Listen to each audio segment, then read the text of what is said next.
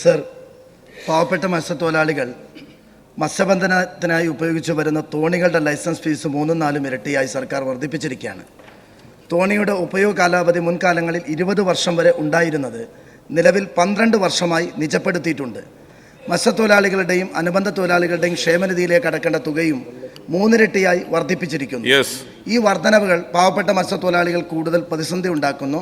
എൻ്റെ ചോദ്യം, വർദ്ധിപ്പിച്ച തോണിയുടെ ലൈസൻസ് ഫീസും ക്ഷേമനിധി അംശാദായവും പിൻവലിക്കുന്നതിനും മത്സ്യബന്ധന തോണികളുടെ ഉപയോഗ കാലാവധി 20 വർഷമാക്കുന്നതിനും നടപടി ഉണ്ടാകുമോ എന്നുള്ളതാണ് എൻ്റെ ചോദ്യം.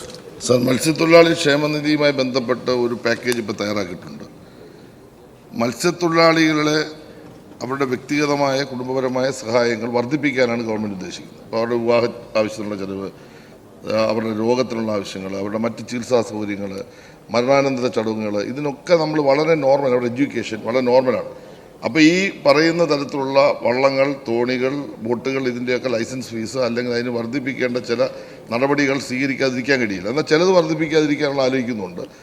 അതുപോലെ തന്നെ അംശാദായത്തിന് ചെറിയ വർധന വരുത്താതിരിക്കാൻ കഴിയില്ല. അപ്പോൾ ഒരു പാക്കേജ് ഉണ്ടാക്കുകയാണ്. അത് കേരളത്തിലെ മത്സ്യത്തൊഴിലാളി സംഘടനകളുമായിട്ട് എല്ലാം സംസാരിച്ചു. അങ്ങയുടെ പാർട്ടി പ്രതിദാനം ചെയ്യുന്ന ട്രേഡ് യൂണിയനുമായിട്ട് സംസാരിച്ചിട്ടുണ്ട്. അവരെല്ലാം അക്സെപ്റ്റ് ചെയ്തിട്ടുണ്ട്. അത് പ്രാവർത്തികമാകുന്നതോടുകൂടി മത്സ്യത്തൊഴിലാളി സമൂഹത്തിന് വലിയ തരത്തിലുള്ള ഗുണപരമായ മാറ്റം ഉണ്ടാക്കാൻ കഴിയുമെന്നുള്ളതാണ് ഞങ്ങൾ വിശ്വസിക്കുന്നത്.